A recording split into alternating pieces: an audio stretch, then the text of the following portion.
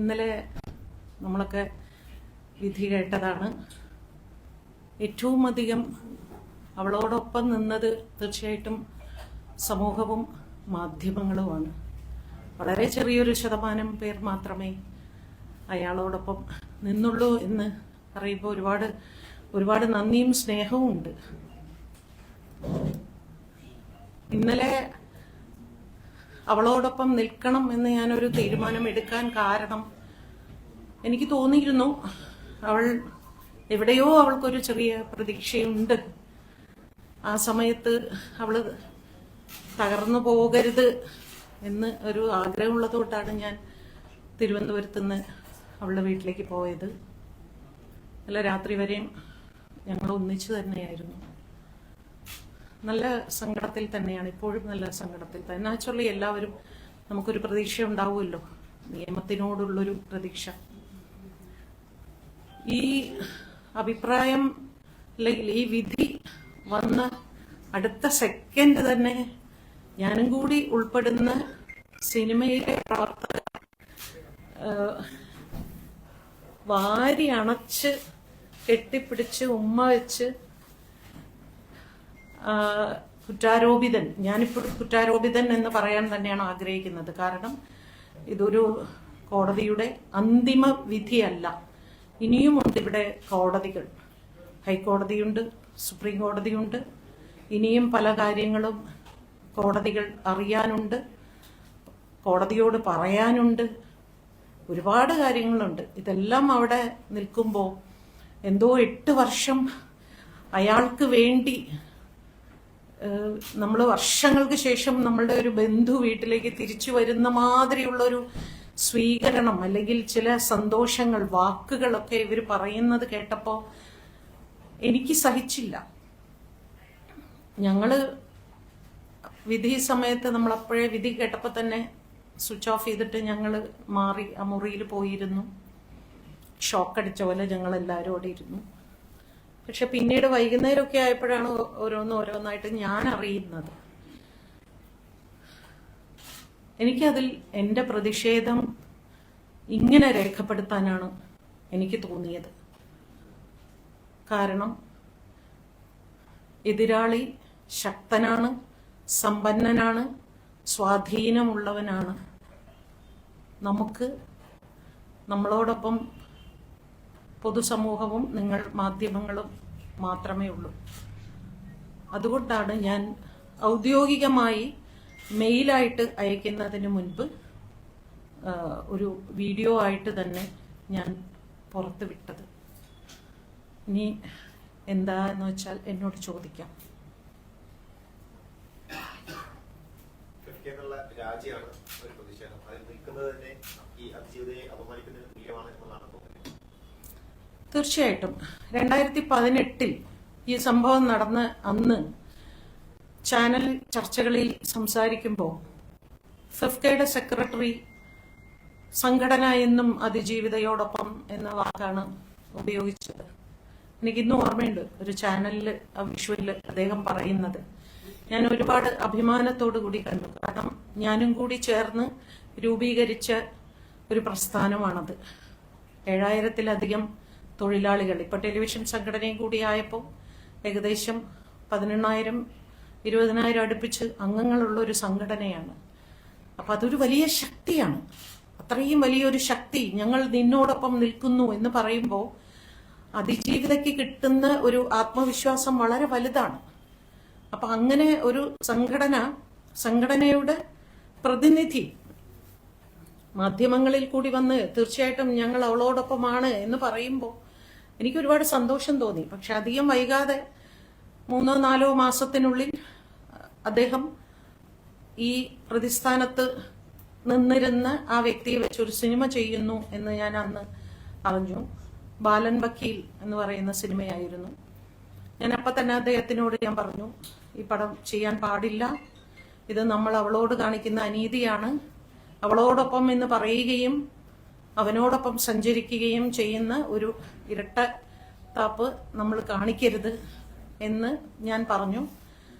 General council വെക്കാം എന്ന് പറഞ്ഞു. ജനറൽ കൗൺസിലിൽ വെച്ചു. 54 പേരടങ്ങുന്ന ഒരു ജനറൽ കൗൺസിലായിരുന്നു അന്ന് നടന്നത് 2018. അവിടെ വെച്ച് ഞാൻ എൻ്റെ ഈ അഭിപ്രായം ഞാൻ പറഞ്ഞപ്പോൾ ഇദ്ദേഹം, നമുക്കൊക്കെ അറിയാമല്ലോ സംസാരിക്കാൻ വളരെ അതിവിദഗ്ധമായി സംസാരിക്കുന്ന അദ്ദേഹത്തിൻ്റെ സ്പീച്ചിന് മുമ്പിൽ ഒന്നുമല്ല, എനിക്കൊന്നും അങ്ങനെയൊന്നും സംസാരിക്കാൻ എനിക്ക് ഏത് ജന്മത്തിൽ സാധിക്കുമെന്ന്. അത്രമാത്രം ന്യായീകരണങ്ങളും അത്രമാത്രം ഭാഷയും അത്രമാത്രം നിയമങ്ങളും എല്ലാം അരച്ച് കലക്കി കുടിച്ചിരിക്കുന്ന ഒരു മനുഷ്യനാണ്. ഒരുപാട് ബഹുമാനം ഉണ്ടായിരുന്നു, എനിക്ക് ഒരുപാട് ബഹുമാനം ഉണ്ടായിരുന്നു. അദ്ദേഹത്തിന്റെ ആ പ്രസംഗം കഴിഞ്ഞതോടുകൂടി 54 പേരടങ്ങുന്ന ഒരു ജനറൽ കൗൺസിൽ, 53 പേരും പുരുഷന്മാരായിരുന്നു. ഞാൻ ഒരു സ്ത്രീ മാത്രമേ ആ കൗൺസിലിൽ അന്നും. ഇപ്പോഴും അവിടെ സ്ത്രീകളില്ല. ഇനിയിപ്പോ ഞാനിപ്പോ കുറെ കാലങ്ങളായിട്ട് സംഘടനയിൽ ഒരു മുഖ്യ ഇതിലൊന്നുമില്ല, അതുകൊണ്ട് എനിക്കറിയില്ല. 53 പേരും എഴുന്നേറ്റ് നിന്ന് കൈയടിച്ചു. സാർ ആ സിനിമ ചെയ്യണം, ഞങ്ങൾ സാറിനോടൊപ്പമുണ്ട് എന്ന് പറഞ്ഞപ്പോൾ അന്ന് ഞാൻ എൻ്റെ രാജിക്കത്ത് കൊടുത്തു. 2018 ഞാൻ ഈ സംഘടനയിൽ നിന്ന് പോവുകയാണെന്ന് പറഞ്ഞ് രാജിക്കത്ത് കൊടുത്തു. പിന്നെ 19, 20, 21, 22, 23 വരെ യാതൊരു അനക്കവും ഇല്ല. 23 ഡബ്ബിംഗ് ആർട്ടിസ്റ്റ് അസോസിയേഷന്റെ ഒരു ഇലക്ഷൻ വന്നപ്പോൾ ഡബ്ബിംഗ് ആർട്ടിസ്റ്റുകളെല്ലാം കൂടി എൻ്റെ വീട്ടിൽ വന്നു. ചേച്ചി, ഇത്രയും വർഷങ്ങളായിട്ട് ഡബ്ബിംഗ് അസോസിയേഷൻ മരിച്ചതിന് തുല്യമായിരിക്കുന്നു, ചേച്ചി തിരിച്ചു വരണം. അപ്പം ഞാൻ പറഞ്ഞു, ഞാൻ രാജിവെച്ചതാണ്, എനിക്കിനി അങ്ങോട്ട് വരാനുള്ള യാതൊരു ഇതുമില്ല എന്ന് പറഞ്ഞപ്പോൾ, ഇല്ല ചേച്ചിയുടെ രാജി സ്വീകരിച്ചിട്ടില്ല എന്നാണ് പറഞ്ഞത്. അങ്ങനെ അവരുടെയൊക്കെ നിർബന്ധപ്രകാരം ഞാൻ സംഘടനയുടെ തിരഞ്ഞെടുപ്പിലേക്ക് സഹായിക്കാനായി പോയി. ഞാനൊരു സ്ഥാനത്തേക്കും ഞാൻ മത്സരിച്ചിട്ടില്ല. ഇപ്പോഴും ഞാൻ ഫെഫ്കയുടെയോ ഡബ്ബിംഗ് അസോസിയേഷന്റെയോ ഔദ്യോഗികമായ ഒരു സ്ഥാനത്തും ഇല്ല. മറ്റത് ഞാൻ നേരത്തെ വൈസ് പ്രസിഡന്റും ജോയിന്റ് സെക്രട്ടറിയും ആയിരുന്നു 2018 രാജിവെക്കുമ്പോൾ. അങ്ങനെ സംഘടനയെ ഒന്ന് സഹായിച്ചു, കൂടെ നിന്നപ്പോഴാണ് പറയുന്നത് എന്റെ രാജി അവർ സ്വീകരിച്ചിട്ടില്ലായിരുന്നു എന്ന് ഞാൻ അപ്പോഴാണ് അറിയുന്നത്. അതിനുശേഷം ഞാൻ ഫെഫ്കയുമായിട്ട് യാതൊരു സഹവർത്തിത്വം ഇല്ലായിരുന്നു. പിന്നീട് ഹേമ കമ്മിറ്റി റിപ്പോർട്ട് വന്നപ്പോഴാണ് നിങ്ങൾ എല്ലാവരും കണ്ടത്. കുറേയധികം സ്ത്രീകളുടെ പ്രശ്നങ്ങൾ വന്നപ്പോൾ ശ്രീ ബി ഉണ്ണികൃഷ്ണൻ എന്നെ വിളിച്ചു പറഞ്ഞു, വരണം, വന്ന് സംസാരിക്കണം എന്ന് പറഞ്ഞു. അവിടെ വന്നു. കുറെ സംഭവങ്ങളൊക്കെ അതിനുശേഷം നടന്നു. കുറേയധികം സ്ത്രീകൾക്ക് വേണ്ടി ഞാൻ ഇതുപോലൊരു പത്രസമ്മേളനം വിളിച്ചു. നിങ്ങളെല്ലാവരും വന്നു. അതുമൊക്കെ കഴിഞ്ഞു. അതിനുശേഷം ഒരു വുമൺ കോറം രൂപീകരിച്ചു ഫെഫ്ക. അതിന്റെ ചെയർപേഴ്സൺ ആയിരുന്നു ഞാൻ. അവിടെ ചില ചെറിയ ചെറിയ സ്ത്രീകളുടെ പരാതികൾ വന്നിരുന്നു, അതായത് സാമ്പത്തികമായിട്ടുള്ള കാര്യങ്ങൾ. അപ്പൊ അതെല്ലാം എൻ്റെ അടുത്ത്, സ്ത്രീകളുടെ പരാതികളായതുകൊണ്ട് തന്നെ അതെല്ലാം എൻ്റെ അടുത്തേക്കാണ് വിട്ടത്. അതെല്ലാം സംസാരിച്ച് അതെല്ലാം തീർക്കുന്നുണ്ടായിരുന്നു. പിന്നീട് തൊഴിൽപരമായ ഒരു സ്ത്രീയുടെ പരാതി എൻ്റെ അടുത്തേക്ക് വന്നു. ആ സ്ത്രീയെ കേൾക്കണം എന്ന് ഞാൻ പറഞ്ഞു. ആ സ്ത്രീയെ കേൾക്കാൻ പറ്റില്ല എന്ന് അദ്ദേഹം പറഞ്ഞു. അതിനെ ചൊല്ലി ഞങ്ങൾ അങ്ങോട്ടും ഇങ്ങോട്ടും അല്പം വാക്ക് തർക്കങ്ങളൊക്കെ അന്നുണ്ടായി. ഇത് ഒരു 3 മാസം മുൻപത്തെ സംഭവമാണ്. അപ്പൊ എനിക്ക് തോന്നി, ഈ അടിച്ചമർത്തപ്പെട്ട വിഭാഗത്തിനെ, പ്രത്യേകിച്ച് സ്ത്രീകളുടെ വിഷയം കേൾക്കുന്നില്ലേ എന്ന് എനിക്കൊരു സംശയം തോന്നി. അപ്പൊ നിരന്തരം നമ്മളിങ്ങനെ പോരാടിക്കൊണ്ടേയിരിക്കണം, ഇങ്ങനെ വാക്ക് തർക്കങ്ങളും ഒക്കെ. പക്ഷെ ഭൂരിഭാഗം പുരുഷന്മാരാണ്. അപ്പോൾ അവിടെ ജനറൽ കൗൺസിലിൽ എടുക്കുന്ന തീരുമാനമാണ് അന്തിമ തീരുമാനം. അങ്ങനെ ഞാൻ അന്ന് തന്നെ 3 മാസം മുമ്പ് തന്നെ ഈ വുമൺ കോറം ചെയർപേഴ്സൺ സ്ഥാനം ഞാൻ രാജിവെച്ചു. ആ വിഷയവും പുറത്തൊന്നും വന്നിട്ടില്ല. ഇപ്പോഴും അതും സ്വീകരിച്ചിട്ടില്ല എന്നൊക്കെയാണ് പറയുന്നത്. പക്ഷെ പിന്നീട് ഞാൻ ഒരു വിഷയത്തിൽ ഇടപെട്ടിട്ടില്ല.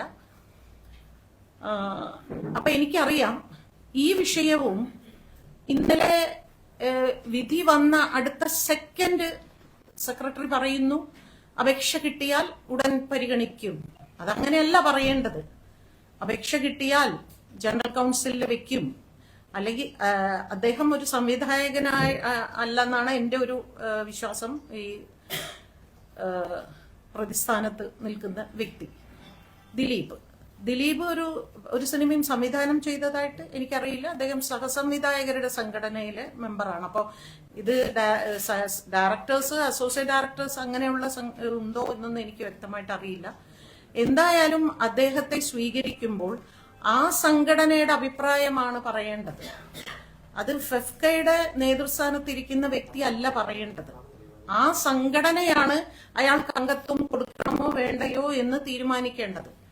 ഇപ്പൊ എന്റെ സംഘടനയിൽ, ഡബ്ബിംഗ് അസോസിയേഷൻ എന്ന സംഘടനയിൽ ഒരാൾ ഫെഫ്കയുടെ ഭാരവാഹികളോട് പോയി എനിക്ക് ഡബ്ബിംഗ് അസോസിയേഷനിൽ മെമ്പർഷിപ്പ് വേണം എന്ന് പറഞ്ഞാൽ തന്നിരിക്കുന്നു എന്ന് പറയാൻ ഞങ്ങളുടെ ബൈലോയിൽ അധികാരമില്ല. അതത് സംഘടനകൾക്കാണ് അതിന്റെ പരമാധികാരം. അപ്പൊ അതുകൊണ്ട് തന്നെ അതിന്റെ പരമാധികാരം ആ അസോസിയേഷനാണ്, ആ ഡയറക്ടേഴ്സ് അസോസിയേഷനാണ് അതിന്റെ പരമാധികാരം. അതൊന്നും നോക്കാതെ സ്വന്തമായ ഒരു അഭിപ്രായം പറഞ്ഞത് തീർച്ചയായിട്ടും അങ്ങേയറ്റം എനിക്കതിൽ പ്രതിഷേധമുണ്ട്. ഇന്നലെ രാത്രി മുഴുവനും ഉറങ്ങാതെ, അവള് ഉറങ്ങിയില്ല, ഞാനും ഉറങ്ങിയില്ല. ആ രാത്രി മുഴുവനും ആലോചിക്കുക എന്താണ് ചെയ്യേണ്ടത്. രാവിലെ ഞാൻ ആദ്യം വിചാരിച്ചു ഒരു മെയിൽ ഡ്രാഫ്റ്റ് ചെയ്തിട്ട് അയക്കാം. പക്ഷെ ആ മെയിൽ ഡ്രാഫ്റ്റ് ചെയ്ത ഞാൻ അയച്ചാലും അത് അവിടെ കിടക്കും എന്നല്ലാതെ ഇതാരും അറിയാനും ഒന്നും പോകുന്നില്ല. പക്ഷെ എനിക്കിത് അറിയണം, എല്ലാവരും അറിയണം. എന്റെ പ്രതിഷേധം, എന്റെ ശരി, ഞാൻ ഈ ഒരു അതിജീവിതയ്ക്ക് വേണ്ടി മാത്രമല്ല, ഏതൊരു വ്യക്തിക്കും ഒരു പ്രശ്നം വന്നാൽ പ്രശ്നം അനുഭവിക്കുന്ന ശരിയോടൊപ്പം നിൽക്കുക, സത്യത്തോടൊപ്പം നിൽക്കുക എന്ന് എനിക്കറിയാമോ. എനിക്ക് ഇതിൽ ഒരുപാട് നഷ്ടം സംഭവിക്കുമോ അതൊന്നും ഞാൻ ഭയപ്പെടുന്നില്ല. ഞാനിപ്പോ 19 വർഷം കഴിഞ്ഞ ഇൻഡസ്ട്രിയിൽ, ഇനിയിപ്പോ എനിക്ക് പ്രത്യേകിച്ച് ലാഭവും നേട്ടവും ഒന്നും ഞാൻ നോക്കേണ്ട ആവശ്യമില്ല. അത് ചെറുപ്പകാലത്തും ഞാൻ നോക്കിയിട്ടില്ല, ഇന്നും ഞാൻ നോക്കുന്നില്ല. അപ്പൊ എനിക്ക് രാവിലെ തോന്നി എനിക്ക് ഇങ്ങനെ ഒരു വീഡിയോ ഇടണം എന്ന് തോന്നി. അങ്ങനെയാണ് ഞാൻ എന്റെ പ്രതിഷേധം ഞാൻ അറിയിച്ചത്. സംഘടനയിൽ നിന്ന് ആരും എന്നെ വിളിച്ചിട്ടൊന്നുമില്ല, അവർ വിളിക്കുകയില്ല. കാരണം അവരെ സംബന്ധിച്ച് ഭാഗ്യലക്ഷ്മി എന്ന് പറയുന്ന ഒരു വ്യക്തി ആ സംഘടനയിൽ ഇല്ലാതെ പോയത് കൊണ്ട് പ്രത്യേകിച്ച് നഷ്ടമൊന്നും സംഭവിക്കാനൊന്നും പോകുന്നില്ല. പക്ഷെ ഞാൻ എന്നും അവർക്കൊരു തലവേദനയായിരിക്കും, എപ്പോഴും ഞാൻ അവർക്കൊരു ശല്യം തന്നെയായിരിക്കും. ഞാൻ ഇങ്ങനെ നിരന്തരം ഓരോ പ്രശ്നങ്ങളും പറഞ്ഞ് വഴക്ക് കൂടിക്കൊണ്ടേയിരിക്കുന്ന ഒരാളായിരിക്കും. അതുകൊണ്ട് ഞാൻ അങ്ങനെ മെയിലായിട്ട് ഇനിയാണ് ഞാൻ ഔദ്യോഗികമായി മെയിൽ അയക്കാൻ പോകുന്നത്.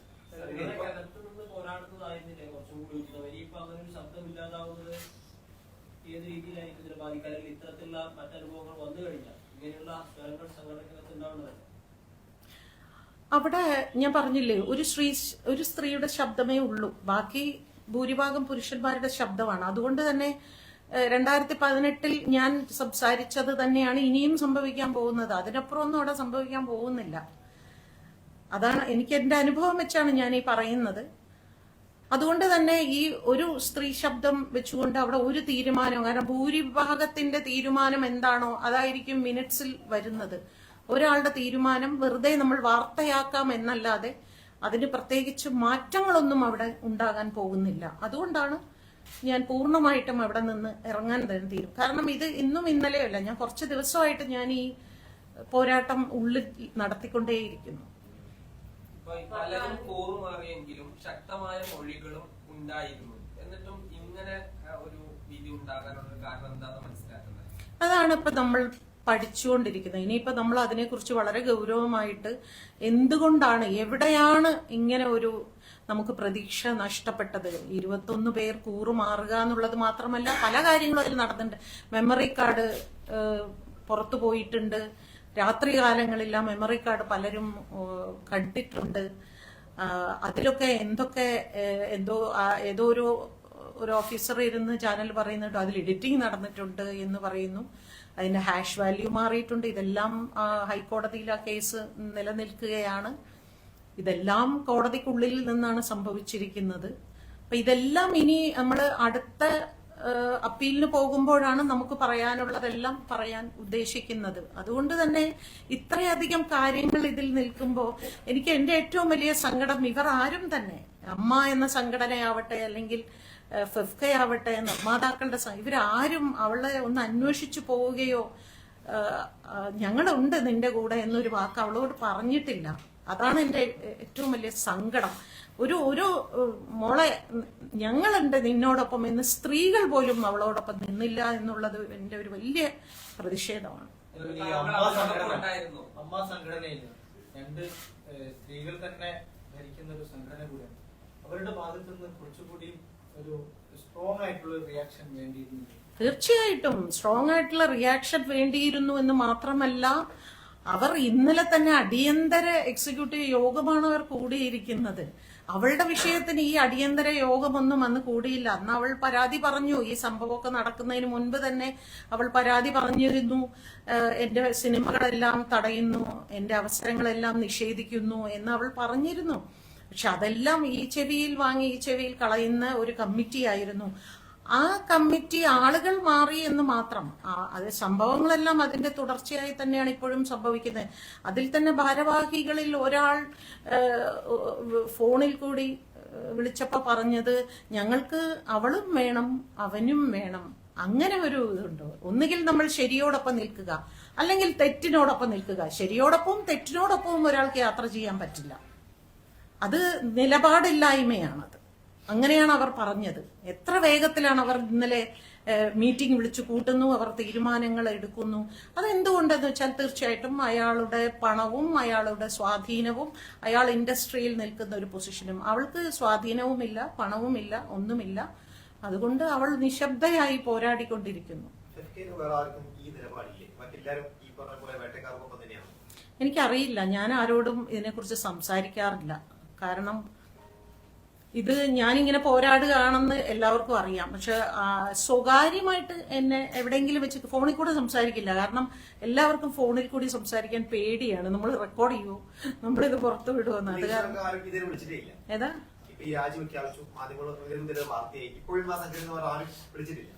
സോഹൻലാൽ എന്നെ വിളിച്ചിരുന്നു.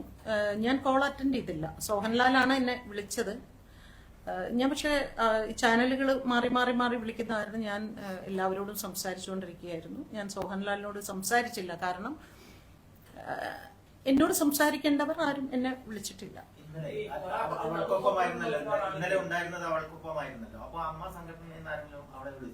ഇല്ല ഇല്ല ഇല്ല ഇല്ല ഇല്ല, ആരും വിളിച്ചില്ല. അവളെ വിളിച്ചത് സംയുക്ത വർമ്മ, മഞ്ജു വാര്യർ, WCCയിലെ ചില മെമ്പേഴ്സ്, അവരൊക്കെയാണ് അവളെ വിളിച്ചത്. ഇല്ല ഇല്ല ഇല്ല, ആരും വിളിച്ചില്ല. എന്തിന് ഒരു അവൾക്കൊപ്പം എന്ന് എത്രയോ പേര് പോസ്റ്റ് ഇട്ടു. പക്ഷെ അവരുടെ ഭാഗത്ത് നിന്ന് അങ്ങനെ ഒരു പോസ്റ്റ് പോലും അവൾ അർഹിക്കുന്നില്ലേ? സംഘടനയുടെ ഭാഗത്ത് നിന്ന് അവൾക്കൊപ്പം എന്ന് പറഞ്ഞാൽ അത് അവനോടൊപ്പം അല്ല എന്നർത്ഥം അയാൾക്ക് ഉണ്ടായാലോ എന്നൊരു ഭയമുണ്ടല്ലോ. അതാണ് അവരത് ഇടാതെ പോകുന്നത്. അതുകൊണ്ട് അവിടെ സ്ത്രീകൾ ഇരുന്നത് കൊണ്ടൊന്നും യാതൊരു മാറ്റവും വരാൻ പോകുന്നില്ല എന്നുള്ളത് കുറച്ചുകൂടി ക്ലിയറായി.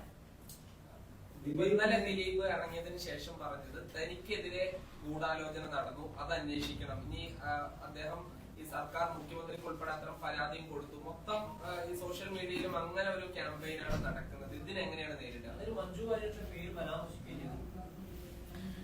ഇന്നലെ രാവിലെ പോകുമ്പോ നമ്മൾ വിഷ്വൽ കണ്ടു. നല്ല ഭയത്തോടു കൂടെ ഉള്ളിൽ പോകുന്നുണ്ടായിരുന്നു. പുറത്ത് വന്നപ്പോൾ വളരെ കോൺഫിഡൻസോട് കൂടി പുറത്തേക്ക് വന്ന് അപ്പോഴാണ് നിങ്ങൾ മാധ്യമങ്ങളെ അദ്ദേഹം അഭിമുഖീകരിക്കുന്നത്. അതേ സമയത്ത് എനിക്ക് തോന്നിയ ഒരു വിചിത്രമായ കാര്യം, പോകുന്നതിന് മുമ്പ് തന്നെ എന്തോ പ്രസ് മീറ്റ് ഒക്കെ അറേഞ്ച് ചെയ്ത് വെച്ചിട്ട് പോയ പോലെ തോന്നി. ലഡു ഒക്കെ റെഡിയാക്കി വെച്ചിട്ടുണ്ടായിരുന്നു. ഞങ്ങൾ ഇവിടെ ലഡു റെഡിയാക്കി വെച്ചിട്ടില്ല, പത്രസമ്മേളനം വിളിച്ചില്ല. കാരണം നമ്മൾ മെന്റലി പ്രിപ്പയർഡായി ഇങ്ങനെ ഇരിക്കുകയായിരുന്നു. പിന്നെ മഞ്ജു വാര്യരുടെ കാര്യം ഇതുവരെ പറയാതെ ഇന്നലെ അത് പറയുന്നുണ്ട് എങ്കിൽ അതില് വളരെ ഒരു ഉള്ളിന്റെ ഉള്ളിൽ ഒരു ഭയമാണ്, ഒരു ഭയമുണ്ട്. കാരണം എപ്പോഴും ഒരാൾ അയാൾക്ക് ഇരയാണ് എന്നാണ് എനിക്ക് തോന്നിയത്. അങ്ങനെയാണ്. ഏതോ ഒരു പെണ്ണ് ഇരയാണ്. ഇപ്പൊ അവൾ കഴിഞ്ഞു. ഇനി അവൾക്ക് എന്ത് അപകടം സംഭവിച്ചാലും അതിന്റെ ഉത്തരവാദി അയാളായിരിക്കും. അവളെ ഇനി തൊട്ട് കളിക്കില്ല. പക്ഷെ മഞ്ജുവിനെ ഞാൻ മഞ്ജു അവിടെ നിന്ന് ഇറങ്ങിയപ്പോഴേ ഞാൻ മഞ്ജുവിനോട് അന്ന് വർഷങ്ങൾ ഈ ഇൻസിഡന്റ് നടക്കുന്നതിന് മുമ്പ് ഞാൻ മഞ്ജുവിനോട് പറഞ്ഞിരുന്നു, മഞ്ജു സൂക്ഷിക്കണം, വളരെ സൂക്ഷിക്കണം, എതിരാളി വളരെ ശക്തനാണെന്ന് ഞാൻ അന്ന് വർഷങ്ങൾക്ക് മുൻപ് പറഞ്ഞിരുന്നു. ഇപ്പോഴും ഞാൻ അത് തന്നെ ഞാൻ അവളോട് പറയുന്നു. ഞാൻ രാവിലെ അദ്ദേഹത്തിന് ഒരു പോസ്റ്റ് ഇട്ടിട്ടുണ്ട്.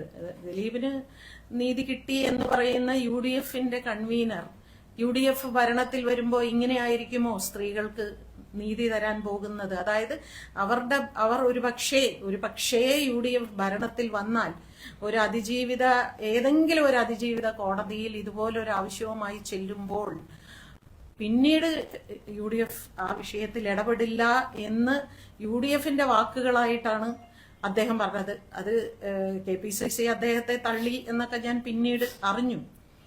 പക്ഷെ അതൊക്കെയാണ് അയാളുടെ ധൈര്യം എന്ന് പറയുന്നത്. ഇത്തരത്തിലുള്ള രാഷ്ട്രീയത്തിലും സമൂഹത്തിലും സമ്പത്തിലും സ്വാധീനമുള്ളവരെല്ലാവരും അയാളോടൊപ്പമാണ്. സംഘടനകളിലും എല്ലാം അയാളോടൊപ്പമാണ് അവരെല്ലാവരും നിൽക്കുന്നത്. ഇവിടെ നമ്മൾ ഈ പറയുന്ന ഈ ന്യൂ ജനറേഷനുള്ള കുറച്ച് ആൺകുട്ടികളല്ലാതെ വേറെ ആരാണ് അവൾക്ക് വേണ്ടി ശബ്ദമുയർത്തിയത്? ആരും ഉയർത്തിയില്ല. ഇവിടെ വലിയ വലിയ വലിയ സ്റ്റാർസ് എന്ന് പറയുന്ന ഒരാൾ പോലും അവൾക്ക് വേണ്ടി, അവരാരും അവളെ കാണാനും പോയിട്ടില്ല. അവരാരും അവൾക്ക് വേണ്ടി അല്ലെങ്കിൽ അവളോടൊപ്പം എന്നൊരു പോസ്റ്റ് അവരാരും ഇട്ടിട്ടുമില്ല. അപ്പൊ അതുകൊണ്ട് തന്നെ UDF അങ്ങനെ പറഞ്ഞില്ലെങ്കിലേ അത്ഭുതമുള്ളൂ. നമ്മളിപ്പോ അങ്ങേയറ്റ സമൂഹവും മാധ്യമങ്ങളും കത്തിച്ചപ്പോഴാണ് മാങ്കൂട്ടത്തിന്റെ വിഷയത്തിൽ പോലും ഒടുവിൽ പാർട്ടി അങ്ങനെ ഒരു തീരുമാനമെടുത്തത്. അതിൽ എനിക്ക് വലിയ അത്ഭുതം തോന്നുന്നില്ല. പക്ഷെ അത് ഒരു വളരെ ദയനീയമാണ്. അങ്ങനെ ഒരു ജനപ്രതിനിധിയൊക്കെ അങ്ങനെ അഭിപ്രായം പറയുക എന്ന് പറയുന്നത് ശുദ്ധ വിവരമില്ലായ്മയും അതിനോടൊപ്പം ഞങ്ങൾ എപ്പോഴും വേട്ടക്കാരോടൊപ്പമാണെന്ന് പറയുന്നതിന് തുല്യം തന്നെയാണ്. അതെ അതെ അതെ അതെ അത് അങ്ങനെ അയ്യോ ഞാൻ അറിയാതെ പറഞ്ഞു പോയത് അങ്ങനെയല്ല. അത് വളരെ ഡീറ്റെയിൽ ആയിട്ട് അയാൾ എന്റെ സുഹൃത്താണ്. വളരെ വർഷം എനിക്ക് ആ കുട്ടിയെ പരിചയമൊന്നുമില്ല. ആ കുട്ടിക്ക് സംഭവിച്ചതിൽ എനിക്ക് വിഷമമുണ്ട്. അതൊക്കെ ശരിയാണെങ്കിലും അയാൾ എന്റെ സുഹൃത്താണെന്ന് പറയുമ്പോൾ വ്യക്തമായ ബോധ്യത്തോടു കൂടിയാണ് അദ്ദേഹം പറയുന്നത്. അപ്പോൾ ഇതിലൊക്കെ അദ്ദേഹത്തിന്റെ ഒക്കെ എന്തെല്ലാം തരത്തിലുള്ള ഇടപെടലുകൾ ഈ കേസിൽ ഉണ്ടായിട്ടുണ്ട് എന്ന് കൂടെ നമ്മൾ പരിശോധിക്കണം, നമ്മൾ ചിന്തിക്കണം. 2017 ഈ ഫെബ്രുവരിയിലുണ്ടായ ഇൻസിഡന്റിന് ശേഷം പിന്നീട് കാര്യമായ മാറ്റം ഉണ്ടായി എന്നാണ് പല ആളുകളും പറയുന്നത്. ഹേമ കമ്മിറ്റി റിപ്പോർട്ട് വരുന്നു. ഹേമ കമ്മിറ്റി റിപ്പോർട്ടിനനുസരിച്ച് അമ്മയുടെ ബാങ്കിൽ തന്നെ മാറ്റം വരുന്നു. നിർമ്മാതാക്കൾ സംഘടനയിൽ ചില മാറ്റങ്ങളൊക്കെ വരുന്നു. പക്ഷേ സ്ഥായിയായി ഇപ്പോഴും ഒരു മാറ്റം ഇല്ല എന്ന് തന്നെയാണ് കൃത്യമായിട്ട് പറയുന്നത്. ഇപ്പോ ഒരു സംഘടനയുടെ ഉള്ളിൽ പോലും ഇത്തരത്തിൽ വേട്ടക്കാരൊപ്പം നിൽക്കുമ്പോൾ കാര്യമായിട്ട് ഒരു മാറ്റം ഇതുവരെ സ്ത്രീകളോടുള്ള മനോഭാവത്തിൽ ഈ അമ്മയിൽ മാറിയിട്ടില്ല, അല്ലെങ്കിൽ മറ്റു സംഘടനകളിൽ സിനിമാ മേഖലയിൽ തന്നെ മാറിയിട്ടില്ല എന്നൊക്കെ ഭാവമാണ്. മാറിയിട്ടില്ല. കാരണം എനിക്ക് വളരെ വ്യക്തമായിട്ടറിയാം സംഘടനയ്ക്കുള്ളിൽ ഇത്തരം പരാതികൾ വരുന്നുണ്ട്. പരാതികൾ വരുന്നത് അവർ പോലീസിൽ പരാതിപ്പെടാൻ അവർ തയ്യാറാവുന്നില്ല. സ്ത്രീകൾ തന്നെ അവർ തന്നെ പറയുന്നുണ്ട് ഇത് സംഘടനയ്ക്കുള്ളിൽ ഒതുക്കി തീർത്താൽ മതി, ഇത് നിങ്ങൾ എനിക്ക് കോമ്പൻസേഷൻ വാങ്ങി തന്നാൽ മതി എന്ന് പറയുന്ന സ്ത്രീകളാണ് ഏറ്റവും അധികം. ആരും ഞങ്ങൾ അങ്ങോട്ട് ഞാൻ വളരെ വ്യക്തമായിട്ട് പറയാറുണ്ട്, വരൂ ഞാൻ വരാം നിങ്ങളോടൊപ്പം പോലീസിൽ, ഞാൻ വരാം എന്ന് ഞാൻ പറയാറുണ്ട്. പക്ഷെ സ്ത്രീകൾ ധൈര്യത്തോടു കൂടെ പോലീസിലേക്ക് വരാനും ഒരേ ഒരു കേസിലാണ് ഞാൻ DGP കമ്മീഷണർ എല്ലാവരെയും കാണാൻ പോയത്. ഒരു സീരിയസ് ഷൂട്ടിംഗ് സ്ഥലത്ത് വെച്ച് ഒരു സ്ത്രീക്കെതിരെ ഒരു ലൈംഗിക അതിക്രമം, അയാള് അവരെ ചാടി കയറി പിടിച്ച് അവിടുന്ന് ഇറങ്ങി ഓടുകയാണ് ചെയ്തത്. പിന്നീട് അവര് എന്റെ അടുത്തേക്കാണ് നേരെ വന്നത്. എന്റെ അടുത്ത് വന്നപ്പോൾ ഞാൻ അവരോട് വരൂ എന്നോടൊപ്പം എന്ന് പറഞ്ഞാണ് ഞാൻ പോലീസ് സ്റ്റേഷനിൽ പോയി മണിക്കൂറുകളോളം കാത്തിരുന്ന് ഞാൻ കേസ് കൊടുത്ത് അയാളെ അറസ്റ്റ് ചെയ്ത് പിന്നീട് ഞാൻ കോൺക്ലേവ് സമയത്ത് ഞാൻ മിനിസ്റ്ററോട് ഞാൻ അതിനെക്കുറിച്ച് പറഞ്ഞു. മിനിസ്റ്ററുടെ ചേംബറിലേക്ക് ഞാൻ ആ കുട്ടിയെ കൂട്ടിക്കൊണ്ടുപോയി അതിനു വേണ്ടിയുള്ള വളരെ ശക്തമായ നടപടികൾ, എന്തായാലും കേസ് ഫയൽ ചെയ്തിട്ടുണ്ടല്ലോ, കേസിനോടൊപ്പം നമ്മൾ ഉണ്ട് എന്ന് മിനിസ്റ്റർ അവിടെ വെച്ച് പറയുകയൊക്കെ ചെയ്തപ്പോൾ 100 കേസ് നടക്കുന്നുണ്ടെങ്കിൽ 99 പേരും ഉള്ളിന്റെ ഉള്ളിൽ തീർക്കും. 99 എന്നല്ല, 99.9 ഉള്ളിന്റെ ഉള്ളിൽ അവർ തീർക്കുകയാണ് ചെയ്യുന്നത്. ഇത്രയും കാലം മാറി നിന്നതിന് ശേഷം, അതായത് മുഖ്യധാര സംഘടനകളിൽ നിന്ന് മാറി നിന്നതിന് ശേഷം ദിലീപിന് ഒരു അവസരം കിട്ടുമ്പോൾ അപ്പം തന്നെ ചേർത്ത് പിടിക്കാൻ തോന്നുന്ന ഒരു പ്രിവിലേജ് ആണ്. അത്രയും വലിയൊരു പ്രിവിലേജ് എങ്ങനെയാണ് ദിലീപിന് കിട്ടുന്നത്? അതിനെപ്പറ്റി എന്തൊക്കെ കാരണങ്ങളുള്ളതാണ്? പണം മാത്രമാണ്. എല്ലായിടത്തും അദ്ദേഹത്തിന്റെ പണം മാത്രമാണ്. പിന്നെ എല്ലാ സംഘടനയിലും അദ്ദേഹം മെമ്പർഷിപ്പ് എടുത്തിട്ടുണ്ട്. ഫെഫ്കയിൽ എടുത്തിട്ടുണ്ട്, അമ്മയിലുണ്ട്, പ്രൊഡ്യൂസേഴ്സ് അസോസിയേഷനിലുണ്ട്, എക്സിബിറ്റേഴ്സ് അസോസിയേഷനിലുണ്ട്, ഡിസ്ട്രിബ്യൂട്ടേഴ്സ് അസോസിയേഷനിലുണ്ട്. എല്ലാ സംഘടനകളിലും അദ്ദേഹത്തിന്റെ പ്രാതിനിധ്യമുണ്ട്. അതുകൊണ്ട് തന്നെ എല്ലാവർക്കും അയാളെ വേണം. അയാളെ വേണ്ട എന്ന് പറയുന്നവർ ഇൻഡസ്ട്രിയിൽ ഉണ്ടാവില്ല. അങ്ങനെ തന്നെയാണ് ഇപ്പോഴും അന്നും ഇന്നും ഈ കാലഘട്ടത്തിലൊക്കെ നടന്നുകൊണ്ട് വളരെ നിശബ്ദമായി തന്നെ അത് അങ്ങനെ തന്നെയാണ് നടന്നുകൊണ്ടിരിക്കുന്നത്. സിനിമാ മേഖലയിൽ നിന്ന് കിട്ടിയോ? രാജിവെച്ചതിന് ശേഷം ഈ ഇന്ന കാര്യം പറഞ്ഞാണ് രാജിവെക്കുന്നത്. അതിന് പിന്തുണയുമായി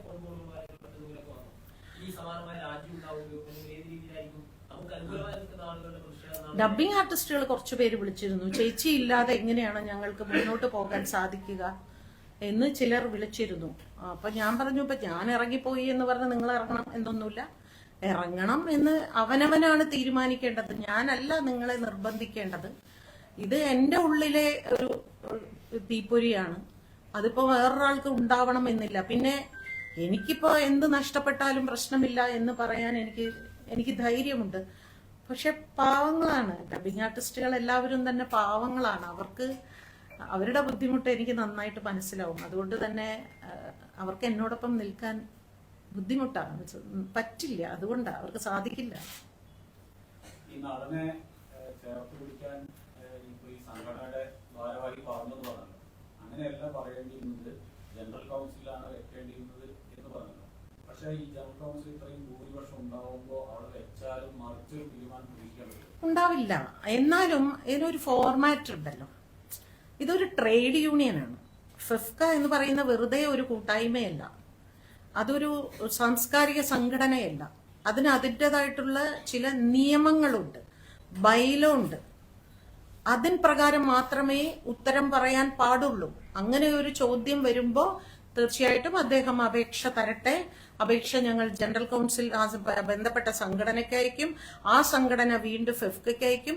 ഫെഫ്ക സെക്രട്ടറിയോ പ്രസിഡന്റോ അത് ജനറൽ കൗൺസിലിൽ വയ്ക്കും. ഇങ്ങനെ പല കടമ്പകളുമുണ്ട്. ഇതെല്ലാം കടന്നിട്ട് മാത്രമേ അയാളെ സ്വീകരിക്കണോ വേണ്ടയോ എന്ന് പറയാൻ പാടുള്ളൂ. സാധാരണ എല്ലാ കാര്യത്തിലും വളരെ നിയമം നോക്കി സംസാരിക്കുന്ന ഒരാളാണ് ഫെഫ്ക ജനറൽ സെക്രട്ടറി. പക്ഷെ ഈ വിഷയത്തിൽ ആ ഒരു ആവേശം ഞാൻ കണ്ടു. അദ്ദേഹത്തെ സ്വീകരിക്കാനുള്ള ഒരു ആവേശം അത് ഞാൻ കണ്ടു. തീർച്ചയായിട്ടും തീർച്ചയായിട്ടും. ഇന്നലെ ഇപ്പോ അതിജീവിതർ കൂടെ ഉണ്ടായിരുന്നു പറഞ്ഞല്ലോ.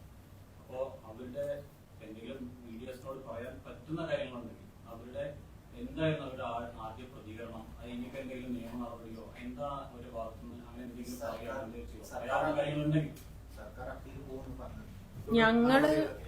ഞങ്ങള് ഇന്നലെ വാസ്തവത്തിൽ ഞാൻ അവളോട് പറഞ്ഞത്, TV വെക്കരുത്, ഫോൺ സ്വിച്ച് ഓഫ് ചെയ്യുക, നമുക്ക് ഇവിടെ സംസാരിച്ചിരിക്കാം, 1 മണിക്ക് ശേഷം നമുക്ക് TV ഒക്കെ കണ്ടാൽ മതി, നീ മോളിൽ എവിടെയെങ്കിലും പോയിരിക്കണം എന്നൊക്കെ പറഞ്ഞിരുന്നു. പക്ഷേ അവളിങ്ങനെ വല്ലാത്ത റെസ്റ്റ്ലെസ് ആയിരുന്നു, ഭക്ഷണം കഴിക്കാതെയും ഉറങ്ങാതെയൊക്കെ ഇങ്ങനെ. അപ്പം അവള് അവളുടെ മുറിയിൽ തന്നെയായിരുന്നു. അവള് TV കാണാനൊന്നും വന്നില്ല. ഞാനും അവളുടെ കുറച്ച് വളരെ അടുത്ത സുഹൃത്തുക്കൾ, ശില്പ, മൃദുല എന്നൊക്കെ പറയുന്ന കുട്ടികൾ, പിന്നെ അവളുടെ ബ്രദേഴ്സ് 2 പേരും ഉണ്ടായിരുന്നു, അമ്മയും. ഞങ്ങൾ മാത്രം TVയുടെ മുമ്പിലിരുന്ന് കണ്ടുകൊണ്ടിരുന്നു.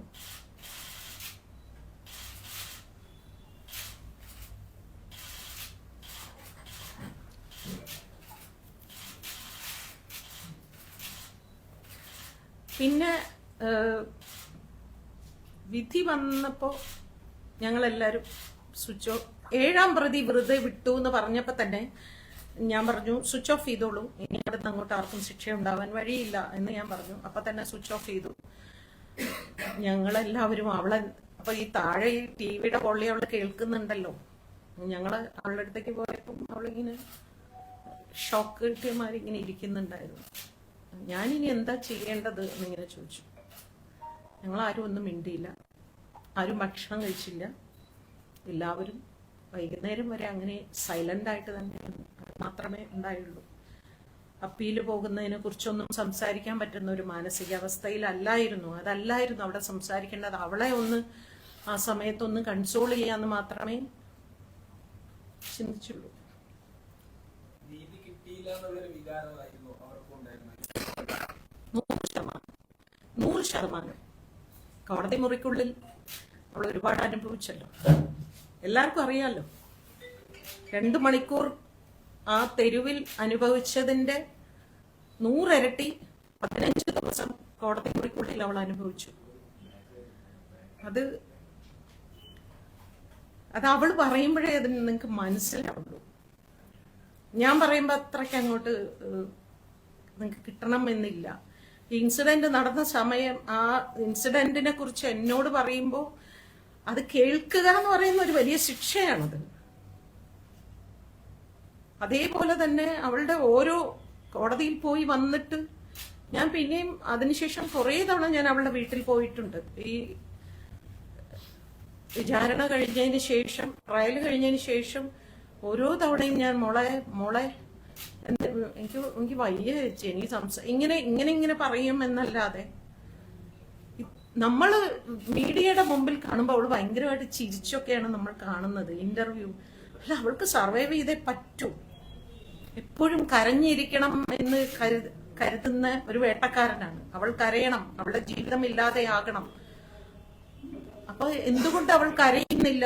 ഞങ്ങളാണ് അവളോട് പറയുന്നത്, ഒരിക്കലും നീ കരയരുത്. എന്നാലും അവളുടെ ഹസ്ബൻഡ് പോലും അവളെ എവറി സെക്കൻഡ് വിളിച്ചുകൊണ്ടിരിക്കുക. അയാള് പനിയായിട്ടാണ് അദ്ദേഹത്തിന് വരാൻ പറ്റാതെ പോയത്. അപ്പൊ അയാള് ഞാനുണ്ടല്ലോ നിന്നോടൊപ്പം, നീ എന്തിനാണ് ഇങ്ങനെ അപ്സെറ്റ് ആവുന്നത് എന്ന് അയാൾ പറഞ്ഞുകൊണ്ടിരിക്കുക. ഇതൊക്കെയാണ് അവളുടെ ഏറ്റവും വലിയ ആശ്വാസം എന്ന് പറയുന്നത്. അവളെ എങ്ങനെയെങ്കിലും നമുക്ക് ഒരു മാനസികമായ ധൈര്യം കൊടുത്ത് അവളെ മുമ്പോട്ട് കൊണ്ടുപോവുക എന്നുള്ളത് നമ്മൾ ഓരോരുത്തരുടെയും ആവശ്യമാണെന്നാണ് എനിക്ക് തോന്നുന്നത്. അത് ഞാൻ അവസാനം വരെ ഞാൻ ഇങ്ങനെ തന്നെയായിരിക്കും. ഇനി വൈകുന്നേരം വരെ ഞാൻ അവിടെ വിഷമമുണ്ട്. പിന്നെ അവളുടെ എല്ലാ കൂട്ടുകാരും ഉണ്ടായതുകൊണ്ട് ഞാൻ എല്ലാവരും നോക്കിക്കൊള്ളണേ എന്നപ്പം ഇന്ന് രാവിലെ എന്നെ വിളിച്ചു. ഞങ്ങൾ വൈകുന്നേരം വീണ്ടും കാണുന്നുണ്ട്, വീണ്ടും ഞങ്ങൾ ഒന്നിച്ച് കുറെ നേരം ഇരിക്കുന്നുണ്ട്. ഞാൻ എന്തായാലും 11-ാം തീയതി വരെ ഇവിടെയുണ്ട്. 11-ാം തീയതി വരെ ഞാനിങ്ങനെ തൃശ്ശൂർ പോകും, തിരിച്ച് പാലക്കാട് വരും, തൃശ്ശൂർ, അങ്ങനെ ഇരിക്കുകയാണ്. ദിലീപ് ഇന്നലെ പറഞ്ഞത് ശ്രദ്ധിച്ചിരുന്നു. ഒരു ക്രിമിനൽ അന്വേഷണ സംഘം അടക്കം ക്രിമിനൽ സംഘമാണ് തന്നെ ഉൾപ്പെടുത്തിയത് എന്നാണ് ദിലീപ് പറഞ്ഞത്. എന്തിന്? എന്ത് തെറ്റാണ് അയാളെ ക്രിമിനൽ കേസിൽ പെടുത്താൻ മാത്രം പോലീസുകാരോട് അയാൾ എന്ത് തെറ്റാണ് ഇതുവരെ ചെയ്തിട്ടുള്ളത്? അത് അയാൾ പറയണം. വെറുതെ പോലീസുകാർക്ക് ഈ അതിജീവിത എന്ന് പറയുന്ന വ്യക്തിയെ ഈ വിഷയത്തിന് ശേഷം മാത്രമാണ് പരിചയം. അതിനു മുമ്പ് അവരെ സംബന്ധിച്ച് അവർ ഒരു സിനിമാ നടി മാത്രമാണ്. വേറെ വ്യക്തിപരമായിട്ട് അവരുടെ സുഹൃത്തുക്കളോ ബന്ധുക്കളോ ആരും അല്ല അന്വേഷണ സംഘത്തിലുള്ള ആരും തന്നെ. പിന്നെ ഈ വ്യക്തിയുടെ പേര് പറഞ്ഞത് അതിജീവിതയല്ലല്ലോ. വ്യക്തിയുടെ പേര് പറഞ്ഞത് ഒന്നായിൽ നിങ്ങൾ മാധ്യമങ്ങളാണ് അതിനെ ഇത്ര വലിയ വാർത്തയാക്കി അതിനെ ഇത്രയും നശിപ്പിച്ചത് എന്ന് പറയണം. അതായത് അവന്റെ ഇതിൽ എത്രയോ പെൺകുട്ടികളെ ഇങ്ങനെ അയാൾ ചെയ്യുന്നുണ്ട്. അതിൽ അവൻ ഈ ഒരു കേസിൽ മാത്രമേ ഇയാളുടെ പേര് പറഞ്ഞുള്ളൂ. മറ്റുള്ളതൊന്നും ഇയാൾ പറഞ്ഞെന്നൊന്നും അയാൾ പറയുന്നില്ല. പക്ഷെ ഈ ഒരു കേസിൽ നിങ്ങൾക്കൊക്കെ ഓർമ്മയുണ്ടാവും, അന്നത്തെ ദിവസം അയാൾ ഇങ്ങനെ നടന്നു പോകുമ്പോൾ ഇയാളുടെ പേര് പറഞ്ഞിട്ടാണ് നടന്നു പോകുന്നതല്ലേ. കോടതിയിൽ ചോദിച്ചപ്പോഴും അന്വേഷണ ഉദ്യോഗസ്ഥർ ചോദിച്ചപ്പോഴും അതിജീവിതം എന്താ പറഞ്ഞത്? എനിക്കറിയില്ല എന്നാണ് അവള് പറഞ്ഞത്. എനിക്കറിയില്ല ഇതിന്റെ പിന്നിൽ അയാളാണോ എന്ന്. എനിക്ക് ആ പൾസസുനി പറഞ്ഞ വിവരം മാത്രമാണ്. പക്ഷെ നിങ്ങളോട് ശത്രുതയുണ്ടോ? ശത്രുതയുണ്ട്, തീർച്ചയായിട്ടും ശത്രുത ഉള്ളത് കൊണ്ട് ഞാൻ വിശ്വസിക്കുന്നു അയാൾ തന്നെയാണ് എന്ന്. പക്ഷെ തെളിവുകൾ കണ്ടെത്തേണ്ടത്, തെളിവുകൾ ഉണ്ടാക്കുകയല്ല, കണ്ടെത്തേണ്ടത് പോലീസ് ആണ്. ആ തെളിവുകൾ കണ്ടെത്തിയതിന്റെ പേരിലല്ലേ ഇനി ഒരുപക്ഷെ ഇദ്ദേഹം ഇന്നലെ പറഞ്ഞതുപോലെ ഈ ഗൂഢാലോചന നടത്തി ഇദ്ദേഹത്തെ അറസ്റ്റ് ചെയ്ത് ലോക്കപ്പിലിട്ടാൽ നിങ്ങൾക്ക് തോന്നുന്നുണ്ടോ തെറ്റ് ചെയ്യാത്ത അയാളെ 24 മണിക്കൂർ അതിനകത്ത് ഇടാൻ പറ്റുമോ? നിങ്ങൾ ആരെങ്കിലും വെറുതെ ഇരിക്കും? ഇവിടുത്തെ മാധ്യമങ്ങൾ നിങ്ങൾക്ക് ആണ് പെണ്ണെന്നുള്ള വ്യത്യാസമൊന്നുമില്ല. നിങ്ങൾ എന്താണോ ശരിയായ വാർത്ത അതിന്റെ പിന്നിൽ പോകുന്ന ആളുകളാണെങ്കിൽ വെറുതെ തെറ്റ് ചെയ്യാത്ത ഒരാളെ 85 ദിവസം അഴിക്കുള്ളിൽ ഇടാൻ പറ്റും തോന്നുന്നുണ്ടോ? 3 തവണ ജാമ്യം അപേക്ഷിച്ച് 3 തവണ ജാമ്യം തള്ളി. കോടതിക്ക് ഇത് വായിച്ചാൽ മനസ്സിലാവില്ലേ ഇതിൽ എത്രമാത്രം സത്യമുണ്ട്, നേരുണ്ട് എന്നുള്ളത്? ഹൈക്കോടതിയില്ലേ ജാമ്യം തള്ളിയത്? അപ്പൊ ഇതെല്ലാം മറന്നുകൊണ്ട് അന്വേഷണ ഉദ്യോഗസ്ഥരെ പഴിചാരുക എന്ന് പറയുന്നത് അതൊരു തരം രക്ഷപ്പെടൽ മാത്രമാണ്. ഈ വിധി വന്നതിന് ശേഷം ദിലീപിനെ അനുകൂലിക്കുന്ന ആളുകൾ പറയുന്നത് ഒരു പ്രതിയെ കണ്ടെത്തിയതിനു ശേഷം അതിനു വേണ്ടിയിട്ട് തെളിവുകൾ സൃഷ്ടിച്ചു കൊടുത്തതാണ്. തെളിവുകൾ അല്ലെങ്കിൽ കണ്ടെത്താൻ ദിലീപിനെ തെളിവുകൾ ഹാജരാക്കാൻ പ്രോസിക്യൂഷന് വീഴ്ച പറ്റിയ ഇതാണ് ഉന്നയിക്കുന്നത്. ദിലീപിനെ നിർത്തിയിട്ട് അയാളിലേക്ക് ഈ കൃത്യത്തെ കൊണ്ടിരിക്കാനുള്ള തെളിവുകൾ സൃഷ്ടിക്കാൻ വേണ്ടി ശ്രമിച്ചു എന്നാണ് അവരുടെ ആരോപണം. കഴിഞ്ഞ ദിവസങ്ങൾ നമ്മൾ മൊത്തം കണ്ടുകൊണ്ടിരിക്കുന്നത് അങ്ങനെയാണ്. ആ ഘട്ടത്തിലാണ് ഇങ്ങനെ ഇയാൾ വെറുതെ കൊണ്ടുപോകുന്നത്. അതാ ഞാൻ ചോദിക്കുന്നത്, എന്തുകൊണ്ട് അയാളിലേക്ക്? എന്താണ് അയാൾ മാത്രം? അയാൾ ആരാണ് ഈ ഇൻഡസ്ട്രിയിൽ? വേറെ എത്രയോ സ്വാധീനമുള്ള സൂപ്പർ സ്റ്റാർസും അങ്ങനെ പല പല പല ആളുകൾ ഈ ഇൻഡസ്ട്രിയിൽ ഉണ്ടല്ലോ. എന്തുകൊണ്ട് ഇയാളുടെ പേര് മാത്രം? അതിന്റെ കൂടെ അയാളും ഒപ്പം ഉണ്ടായിരുന്നു എന്ന് പോലും മറിച്ചൊരു പേര് ഈ ഒന്നാം പ്രതി പറയുന്നില്ലല്ലോ. മാത്രമല്ല, വളരെ സ്വകാര്യ സംഭാഷണത്തിൽ ജയിലിനുള്ളിൽ ജിൻസൺ എന്ന് പറയുന്ന ആളോട് പോലും ഇയാൾ ഇത് തന്നെയാണ് ആവർത്തിച്ചുകൊണ്ടിരിക്കുന്നത്.